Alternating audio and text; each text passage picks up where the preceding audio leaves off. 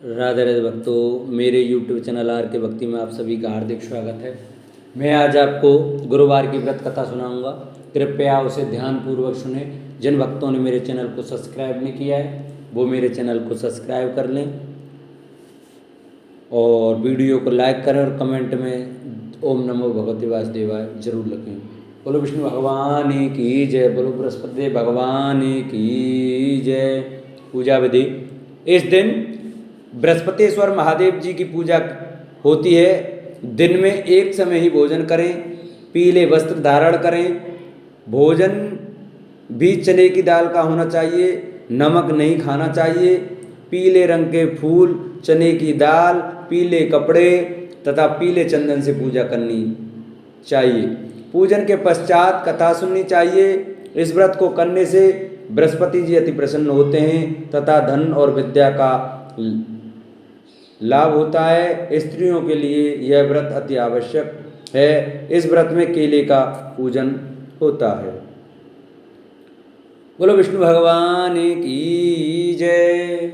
प्राचीन समय की बात है। एक बड़ा प्रतापी तथा दानी राजा था। वह प्रत्येक गुरुवार को व्रत रखता एवं पूजा करता था। यह उसकी रानी को अच्छा न लगता, न व्रत करती और न ही किसी को एक पैसा दान में देती। राजा को भी ऐसा करने से मना किया करती। एक समय की बात है कि राजा शिकार खेलने वन को चले गए। घर पर रानी और दासी थी। उस समय गुरु बृहस्पति साधु का रूप धारण कर राजा के दरवाजे पर भिक्षा मांगने आए। साधु ने रानी से भिक्षा मांगी तो वह कहने लगी, हे साधु महाराज, मैं इस दान और पुण्य से तंग आ गई हूँ। आप कोई ऐसा उपाय बताइए जिससे यह सारा धन नष्ट हो जाए और मैं आराम से रह सकूं। साधु रूपी बृहस्पति देव ने कहा, हे देवी, तुम बड़ी विचित्र हो। संतान और धन से कोई दुखी होता है। अगर तुम्हारे पास धन अधिक है तो इसे शुभ कार्यों में लगाओ जिससे तुम्हारे दोनों लोग सुधरें। परंतु साधु की इन बातों से रानी खुश नहीं हुई। उसने कहा, मुझे ऐसे धन की आवश्यकता नहीं जिसे मैं दान दूं तथा जिसको संभालने में ही मेरा सारा समय नष्ट हो जाए। साधु ने कहा, यदि तुम्हारी ऐसी इच्छा है तो जैसा मैं बताता हूँ तुम वैसा ही करना। बृहस्पतिवार के दिन तुम घर को गोबर से लीपना, अपने केसों को पीली मिट्टी से धोना, केसों को धोते समय स्नान करना, राजा से हजामत बनाने को कहना, भोजन में मांस मदिरा खाना, कपड़ा धोबी के यहाँ धुलने डालना। इस प्रकार 7 बृहस्पतिवार करने से तुम्हारा समस्त धन नष्ट हो जाएगा। इतना कहकर साधु बने बृहस्पति देव अंतर्धान हो गए। साधु के कहे अनुसार करते हुए रानी को केवल 3 बृहस्पतिवार ही बीते थे कि उसकी समस्त धन संपत्ति नष्ट हो गई। भोजन के लिए परिवार तरसने लगा। एक दिन राजा रानी से बोला, हे रानी, तुम यहीं रहो, मैं दूसरे देश को जाता हूं, क्योंकि यहां पर मुझे सभी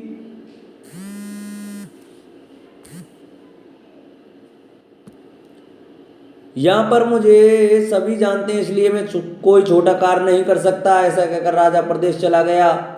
वहां वह जंगल से लकड़ी काट कर लाता और शहर में बेचता। इस तरह वह अपना जीवन व्यतीत करने लगा। इधर राजा के बिना रानी और दासी दुखी रहने लगी। एक समय पर जब रानी और दासियों को 7 दिन बिना भोजन के रहना पड़ा तो रानी ने अपनी दासी से कहा, हे दासी, पास ही नगर में मेरी बहन रहती है, वह बड़ी धनवान है, तू उसके पास जा और कुछ ले आ ताकि थोड़ा बहुत गुजर बसर हो जाए। दासी रानी की बहन के पास गई।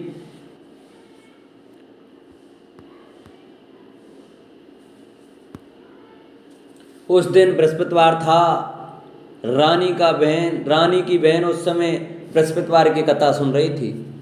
दासी ने रानी की बहन को अपनी रानी का संदेश दिया, लेकिन रानी की बहन ने कोई उत्तर नहीं दिया। जब दासी को रानी की बहन से कोई उत्तर नहीं मिला तो वह बहुत दुखी हुई। उसे क्रोध भी आया। दासी ने वापस आकर रानी को सारी बात बता दी। सुनकर रानी ने अपने भाग्य को कोसा। उधर रानी की बहन ने सोचा कि मेरी बहन की दासी आई थी परंतु मैं उससे नहीं बोली, इससे वह बहुत दुखी हुई होगी। कथा सुनकर और पूजन समाप्त कर वह अपनी बहन के घर गई और कहने लगी, हे बहन, मैं बृहस्पतिवार का व्रत कर रही थी, तुम्हारी दासी गई परंतु जब तक कथा होती है तब तक न उठते हैं और न बोलते हैं, इसलिए मैं नहीं बोली। कहो दासी क्यों गई थी? रानी बोली, बहन हमारे घर अनाज नहीं था। ऐसा कहते कहते रानी की आंखें भर आईं। उसने दासियों समेत भूखा रहने की बात भी अपनी बहन को बता दी। रानी की बहन बोली, बहन देखो, बृहस्पति देव भगवान सबकी मनोकामना पूर्ण करते हैं, देखो शायद तुम्हारे घर में अनाज रखा हो। यह सुनकर दासी घर के अंदर गई तो वहां उसे एक घड़ा अनाज से भरा मिला। उसे बड़ी हैरानी हुई, क्योंकि उसे एक बर्तन देख लिया था। उसने बाहर आकर रानी को बताया। दासी रानी से कहने लगी, हे रानी, जब हमको भोजन नहीं मिलता तो हम व्रत ही तो करते हैं, इसलिए क्यों ना इनसे व्रत और कथा की विधि पूछ ली जाए, हम भी व्रत किया करेंगे। दासी के कहने पर रानी ने अपनी बहन से बृहस्पतिवार के व्रत के बारे में पूछा। उसकी बहन ने बताया, बृहस्पतिवार के व्रत में चने की दाल और मुनक्का से विष्णु भगवान का केले की जड़ से पूजन करें तथा दीपक जलाएं, पीला भोजन करें तथा कथा सुने। इससे गुरु भगवान प्रसन्न होते हैं, मनोकामना पूर्ण करते हैं। व्रत और पूजन की विधि बताकर रानी की बहन अपने घर लौट आई। रानी और दासी दोनों ने निश्चय किया कि बृहस्पति देव भगवान का पूजन करेंगे। 7 रोज बाद जब बृहस्पतिवार आया तो उन्होंने व्रत रखा। गुड़साल में जाकर चना और गुड़ बीन लाई तथा उनकी दाल से केले की जड़ तथा विष्णु भगवान का पूजन किया। अब पीला भोजन कहाँ से आए? दोनों बड़ी दुखी हुई, परंतु उन्होंने व्रत किया था, इसलिए बृहस्पति देव भगवान प्रसन्न थे। एक साधारण व्यक्ति के रूप में वे 2 थालों में सुंदर पीला भोजन लेकर आए और दासी को देकर बोले, हे दासी, ये भोजन तुम्हारे लिए और तुम्हारी रानी के लिए है, इसे तुम दोनों ग्रहण करना। दासी भोजन पाकर बहुत प्रसन्न हुई। उसने रानी को सारी बात बताई। उसके बाद से वे प्रत्येक बृहस्पतिवार को गुरु भगवान का व्रत और पूजन करने लगी। बृहस्पति भगवान की कृपा से उनके पास धन हो गया, परंतु रानी फिर पहले की तरह आलस्य करने लगी। तब दासी बोली, देखो रानी, तुम पहले भी इस प्रकार आलस्य करती थी, तुम्हें धन के रखने में कष्ट होता था, इस कारण सभी धन नष्ट हो गए। अब गुरु भगवान की कृपा से धन मिला है तो फिर तुम्हें आलस्य होता है। बड़ी मुसीबतों के बाद हमने यह धन पाया, इसलिए हमें दान पुण्य करना चाहिए। अब तुम भूखे मनुष्यों को भोजन कराओ, प्याऊ लगवाओ, ब्राह्मणों को दान दो, कुआं तालाब बावड़ी और आदि का निर्माण कराओ, मंदिर पाठशाला बनवाकर ज्ञान दान दो, कुमारी कन्याओं का विवाह कराओ, अर्थात धन को शुभ कार्यों में खर्च करो, जिससे तुम्हारे कुल का यश बढ़े तथा स्वर्ग प्राप्त हो और पितर प्रसन्न हो। दासी की बात मानकर रानी शुभ कर्म करने लगी, उसका यश फैलने लगा।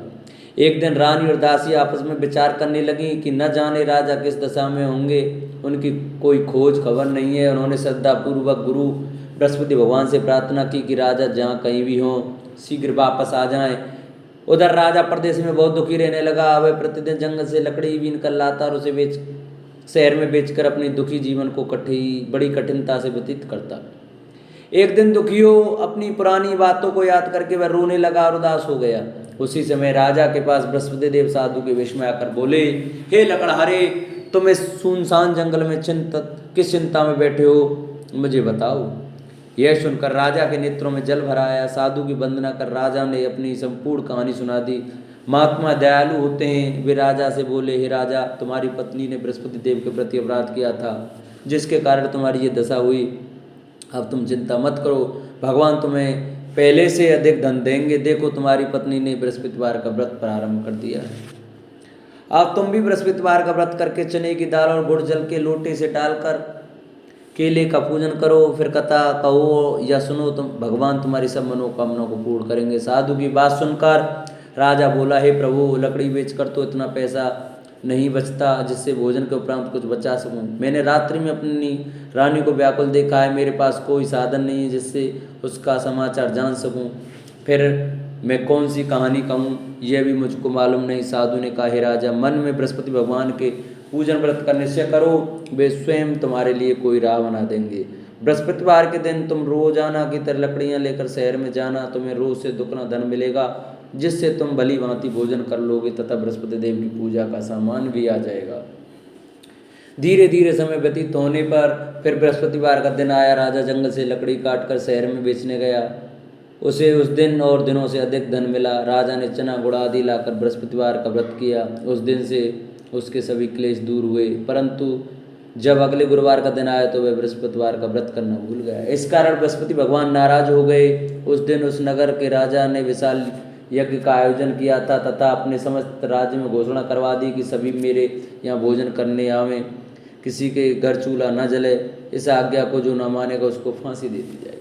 राजा की आज्ञा अनुसार राज्य के सभी वासी राजा के भोज में सम्मिलित हुए, लेकिन लकड़हारा कुछ देर से पहुंचा, इसलिए राजा उसको अपने साथ महल में ले गए।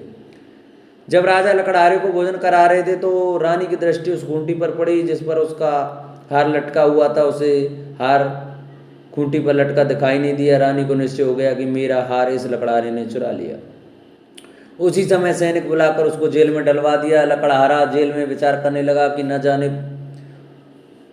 कौन से पूर्व जन्म के कर्म मुझे यह दुख प्राप्त हुआ है, और जंगल में मिले साधु को याद करने लगा। तत्काल बृहस्पति देव साधु के रूप में प्रकट हो गए और कहने लगे, अरे मूर्ख, तूने बृहस्पति देवता की कथा नहीं की, उसी के कारण तुझे यह दुख प्राप्त हुआ है। अब चिंता मत कर, बृहस्पतिवार के दिन जेल खाने के दरवाजे पर तुझे 4 पैसे पड़े मिलेंगे, उनसे तू बृहस्पतिवार की पूजा करना और तेरे सभी कष्ट दूर हो जाएंगे।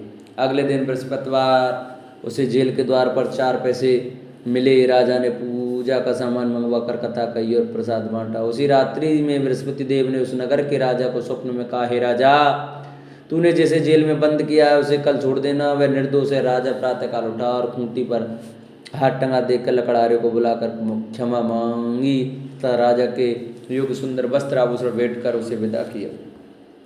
गुरुदेव की आज्ञा अनुसार राजा अपने नगर को चल दिया। राजा जब नगर के निकट पहुंचा तो उसे बड़ा ही आश्चर्य हुआ।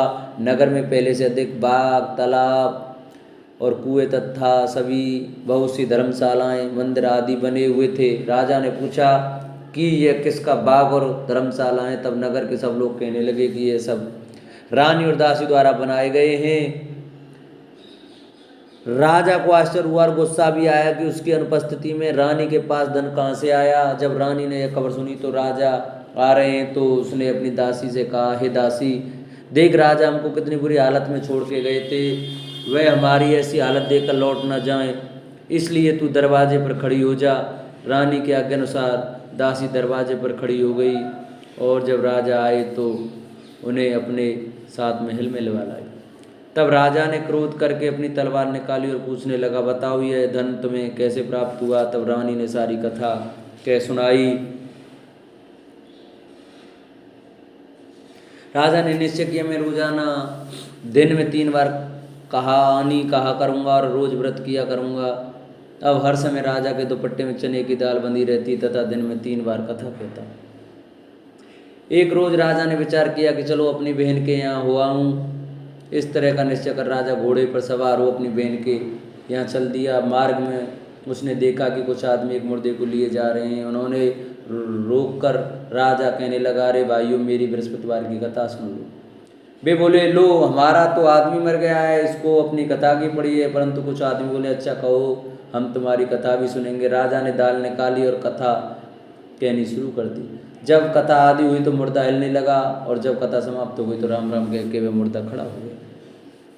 राजा आगे बढ़ा। उसे चलते चलते शाम हो गई। आगे मार्ग में उसे एक किसान खेत में हल चलाता मिला। राजा ने उससे कथा सुनने का आग्रह किया, लेकिन वह नहीं माना। राजा आगे चल पड़ा। राजा के हटते ही बैल पछाड़ खाकर गिर गए तथा किसान के बेटे के पेट में बहुत जोर से दर्द होने लगा। उस समय किसान की माँ रोटी लेकर आई। उसने जब देखा तो अपने पुत्र से सब हाल पूछा। बेटे ने सभी हाल बता दिया और बुढ़िया दौड़ी दौड़ी उस घुड़सवार के पास पहुंची और उससे बोली, मैं तेरी कथा सुनूंगी, तो अपनी कथा मेरे खेत पर ही चलकर कहना। राजा ने लौटकर बुढ़िया के खेत पर जाकर कथा कही, जिसके सुनते ही बैल खड़े हो गए तथा किसान के पेट का दर्द बंद हो गया। राजा अपनी बहन के घर पहुंच गया। बहन ने भाई की खूब मेहमानी की। दूसरे रोज प्रातःकाल राजा जागा तो देखने लगा कि सब लोग भोजन कर रहे हैं। राजा ने अपनी बहन से जब पूछा, ऐसा कोई मनुष्य जिसने भोजन नहीं किया हो, जो मेरी बृहस्पतिवार की कथा सुन ले। बहन बोली, भैया, यह देश ऐसा ही है, यहाँ लोग भोजन पहले करते हैं, बाद में कोई अन्य काम करते हैं। फिर वह एक कुम्हार के घर गई जिसका लड़का बीमार था। उसे मालूम हुआ कि उसके यहाँ 3 दिन से किसी ने भोजन नहीं किया है। रानी ने अपने भाई की कथा सुनने के लिए कुम्हार से कहा। वह तैयार हो गया। राजा ने जाकर बृहस्पतिवार की कथा कही, जिसको सुनकर उसका लड़का ठीक हो गया। अब तो राजा की प्रशंसा होने लगी। एक दिन राजा ने अपनी बहन से कहा, हे बहन, मैं अपने घर जाऊंगा, तुम भी तैयार हो जाओ। राजा की बहन ने अपनी सासू से अपने भाई के साथ जाने की आज्ञा मांगी। सास बोली, हाँ चली जा, मगर अपने लड़के को मत ले जाना, क्योंकि तेरे भाई के कोई संतान नहीं है। बहन ने अपने भाई से कहा, हे भैया, मैं तो चलूँगी, मगर कोई बालक नहीं जाएगा। अपनी बहन को भी छोड़कर दुखी मन से राजा अपने नगर को लौट आया। राजा ने अपनी रानी से सारी कथा बताई और बिना भोजन किए वह सैया पर लेट गए। रानी बोली, हे प्रभु, बृहस्पति देव ने हमें सब कुछ दिया है, वे हमें संतान भी देंगे। उसी रात बृहस्पति देव ने राजा को स्वप्न में कहा, हे राजा, उठ, सभी सोच त्याग दे, तेरी रानी गर्भवती है। राजा को यह जानकर बड़ी खुशी हुई। 9वें महीने रानी के गर्भ से एक सुंदर पुत्र पैदा हुआ। तब राजा बोला, हे रानी, स्त्री बिना भोजन के रह सकती है, परंतु बिना कहीं नहीं रह सकती। जब मेरी बहन आए तो तुम मुझसे कुछ मत कहना। रानी ने हाँ कर दी। जब राजा की बहन ने यह शुभ समाचार सुना तो वह बहुत खुश हुई तथा बधाई लेकर अपने भाई के यहाँ आई। रानी ने तब उसे आने का औलाना दिया। जब भाई अपने साथ ला रहे थे तब टाल गई, उसके साथ न आई, और आज अपने आप ही भागी भागी बिना बुलाए आ गई। तो राजा की बहन बोली, भाभी मैं इस प्रकार न कहती तो तुम्हारे घर औलाद कैसे होती। बृहस्पति देव सभी मनोकामना पूर्ण करते हैं जो सद्भावना पूर्वक बृहस्पतिवार का व्रत करता है एवं कथा पढ़ता अथवा सुनाता है और दूसरों को सुनाता है। हे बृहस्पति देव, उसकी सभी मनोकामना पूर्ण करते हैं, उनकी सदैव रक्षा करते हैं। जो संसार में सद्भावना से गुरुदेव का पूजन एवं व्रत सच्चे हृदय से करते हैं, उनकी सभी मनोकामनाएं वैसे ही पूर्ण होती हैं जैसे सच्ची भावना से रानी और राजा ने बृहस्पति देव की कथा का गुणगान किया तो उनकी सभी इच्छाएं बृहस्पति देव जी ने पूर्ण की। अनजाने में भी बृहस्पति देव की उपेक्षा ना करें, ऐसा करने से सुख शांति नष्ट हो जाती है। इसलिए सबको कथा सुनने के बाद प्रसाद लेकर जाना चाहिए, हृदय में उनका मनन करते हुए जयकारा बोलना चाहिए। इति से बृहस्पति व्रत कथा। बोलो बृहस्पति देव भगवान की जय। जिन भक्तों को हमारी वीडियो अच्छी लगी हो वो हमारी वीडियो को लाइक करें, चैनल को सब्सक्राइब करें और कमेंट में बृहस्पति देव भगवान की जय अवश्य लिखें। बोलो विष्णु भगवान की जय।